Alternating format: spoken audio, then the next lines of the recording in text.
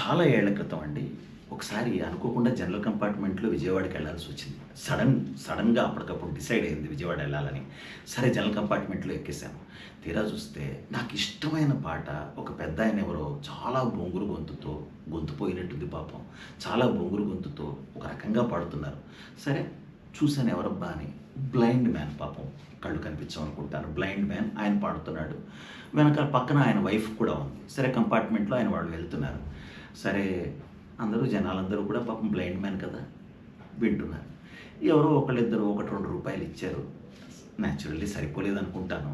అంతా కంపార్ట్మెంట్ అంతా చివరికెళ్ళిన తర్వాత వాళ్ళ ఆవిడ ఆయన్ని, "ఏవండీ సరిగ్గా విన్నట్టు లేరు వాళ్ళు. మరోసారి పాడతారా?" అంది ఆవిడ. జనాల్ని కొంచెం హెచ్చరించినట్టయిందనమాట. జనాల్ని కొంచెం హెచ్చరించినట్టయింది. వెంటనే జనాలందరూ, "ఇలా రా అమ్మా, ఇలా రా" అని చెరో రూపాయి ఇచ్చేశారు. మళ్ళీ పాడతాడేమో అని భయం. అంతే కదా!